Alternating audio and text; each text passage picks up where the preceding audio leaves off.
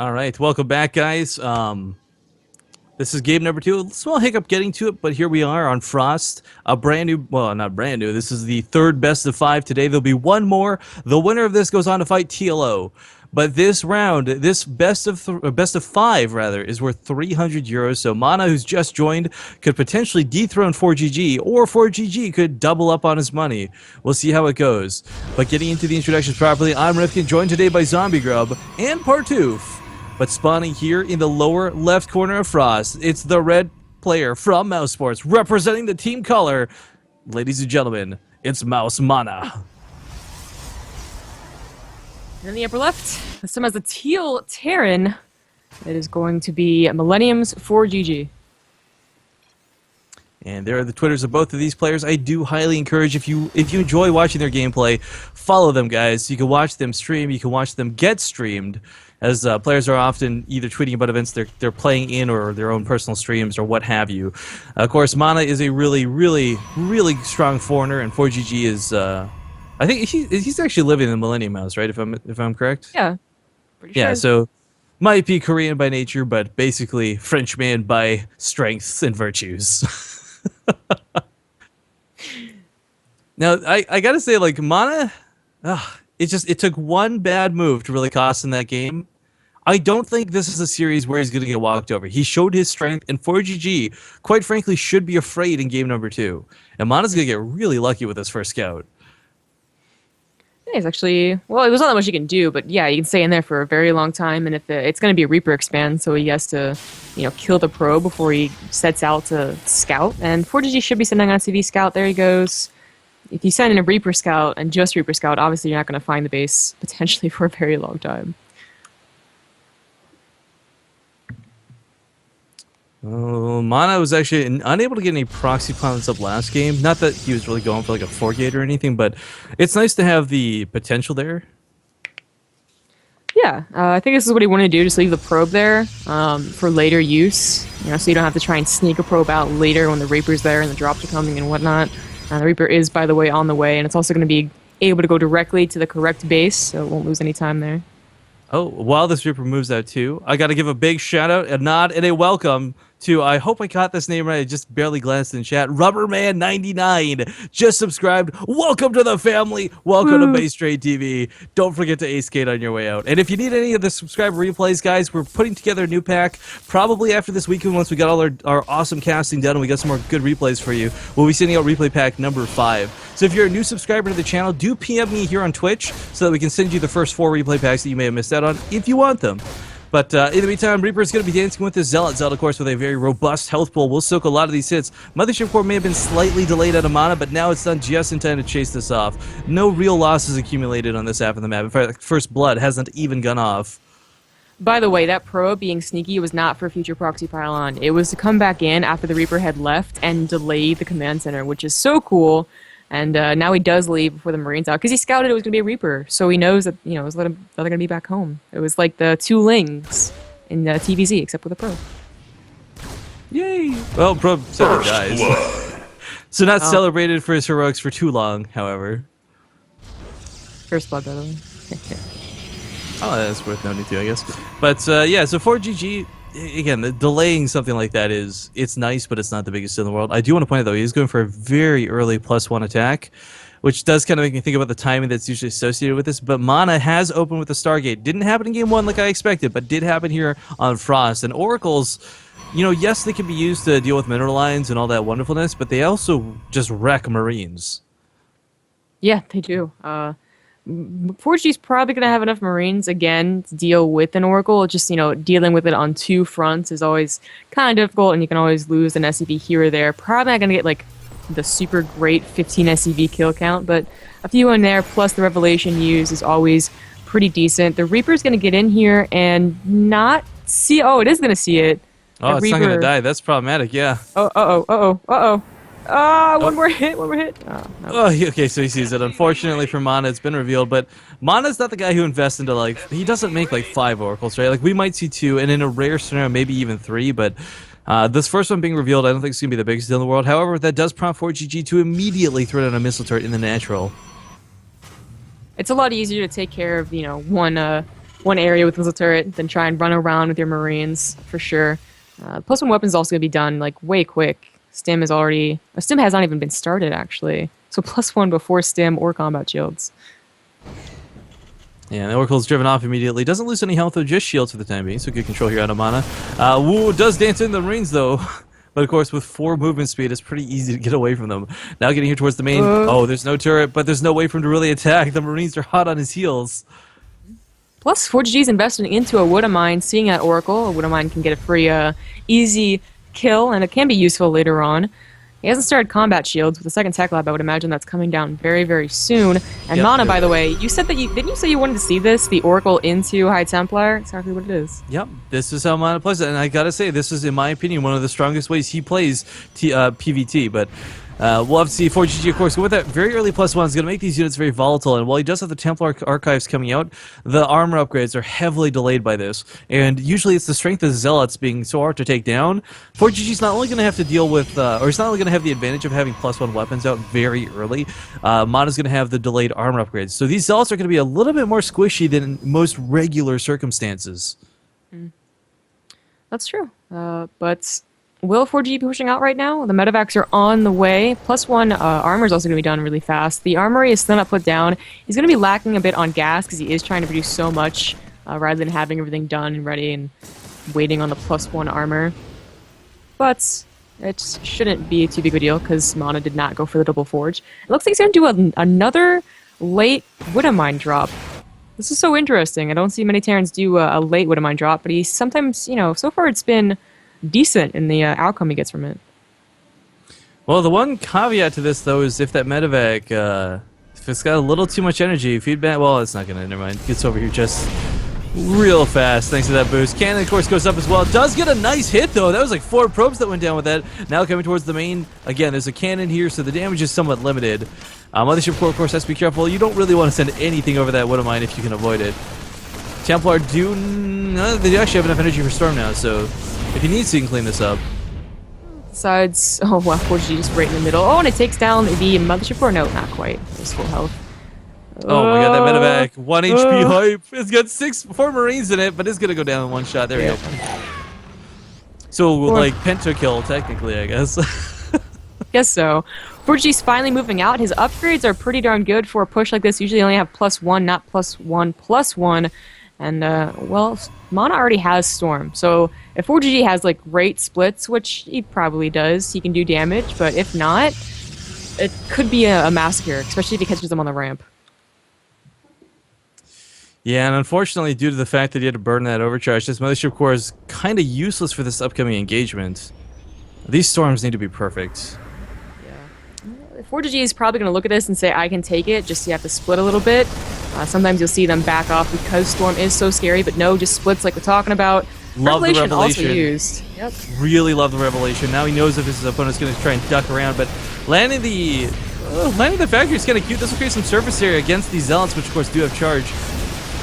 But Mothership Core needs to know. Oh, because down Storms are on the high ground, though. Great Storms out of MaNa, though. They get a lot of the Marines down, and these Marauders, of course, incredibly low. 3 medevacs here, about out of energy, but there's still reinforcements funneling across the map. A couple more Storms available, though. I really think MaNa is not really in any danger. No. He will be able to push this back. Is there a third on the way for ForGG? Yeah, I think it's already finished.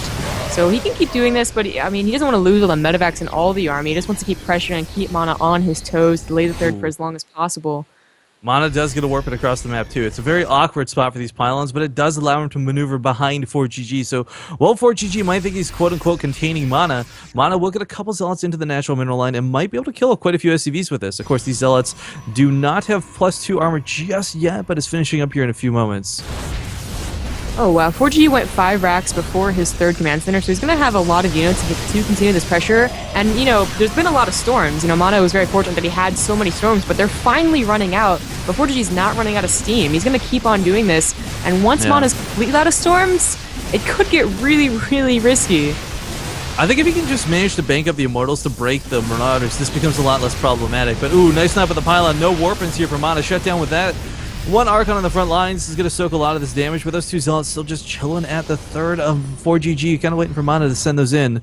At the very least, it'll distract the reinforcements and maybe create that gap he needs to finally push out of this, but more Archons available. Of course, Archons don't really benefit from the armor upgrades. 10 health, I mean, I guess a Marine, one single Marine maybe, but... We have another factory? No, he canceled the factory. I was wondering if he's going to go into Blue Flame with a secondary factory, but he mistakenly put that down instead of a second starport, fearing the Colossus transition, I could only assume. But without a third, Colossus transitions are difficult. You just don't have that much gas.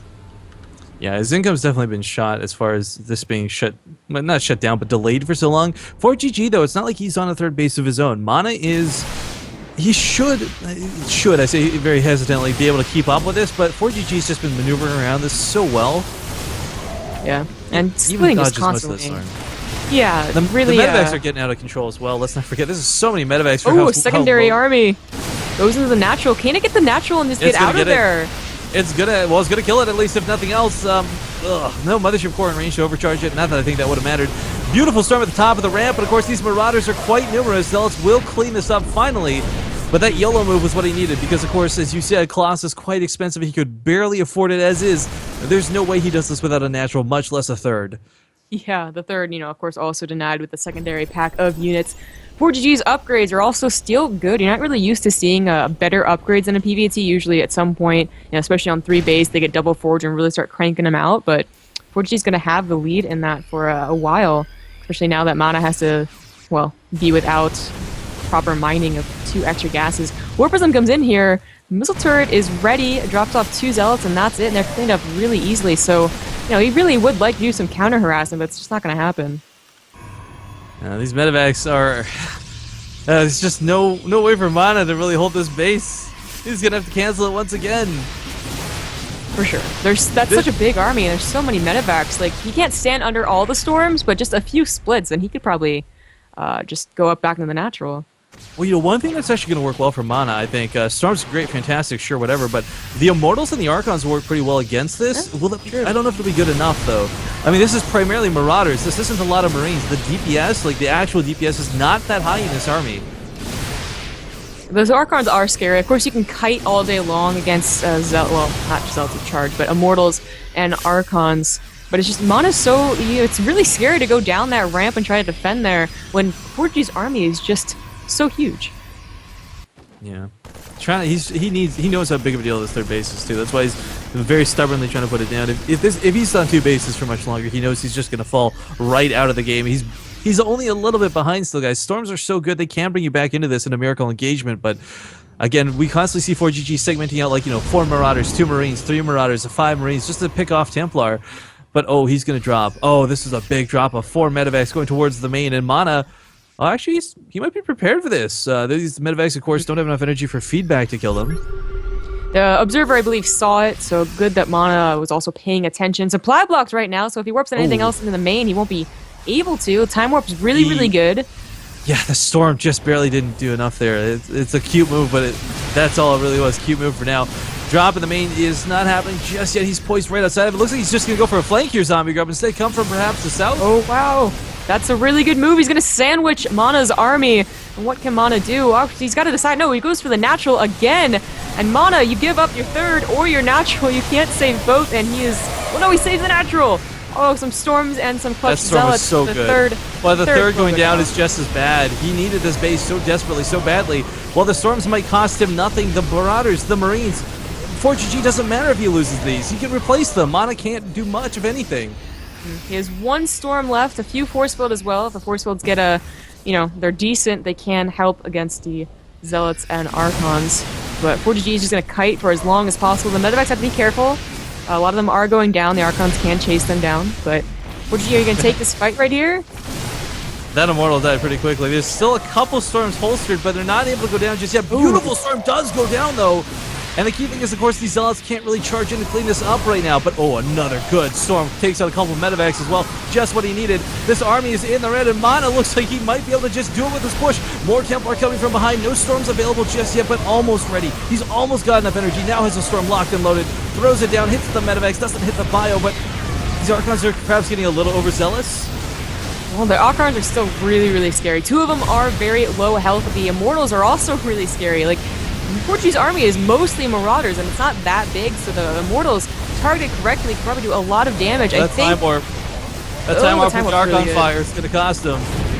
But you know what? While this happened, I would love for MaNa to pull back right now. He's got his third base up finally. Like, this was the damage he needed to do. He put some Zealots over the third base of ForGG. Yeah, exactly. Like, this was the sort of counterattack he really needed to get back in this game. And now MaNa is suddenly in a really good spot. I wouldn't say he's in a position where he's going to necessarily win the game, but look at the resources lost. Look at the worker count. 53 probes, 18 SCVs. I didn't realize just how many died there between the third base and those Archons. Wow, MaNa did some really good damage. That is exactly what he needed. Unfortunate for ForGG because he was in a great position, stalling that third for so long. He just needed to survive. And unfortunately lost a majority of his army. There are storms still left, so he needs to be super careful. Oh, he eats so much in that storm. Second one, not as good as the first, but of course the Archons make this too scary to push into. And these medevacs are all, well, quite frankly, out of energy. He went from having this massive count where everyone had like a personal healer to this point where he can't really contend. Now, while ForGG might have 3-2 upgrades, Zealots are still just so hard to chew through, and these charge lots are doing a lot of damage, finally connecting to the Marauders. Gotta be careful. It's always going to be kited. He's waiting. He also has to wait for the storms. I'm sorry, but this pylon on the top right, I thought it was terrible, quite frankly, because of how out of position it was, but he's constantly been warping Zealots in to attack this opponent, like, not game-ending damage, but constantly harassing that third with these Zealots has been huge. Once again, beautiful engagement. Zealots going to the third. Yeah, this just, for ForGG, taps out, MaNa takes the victory. Ladies and gentlemen, we have a series on our hands. The first time ForGG has lost a game in 3 series. Today, in general, I guess.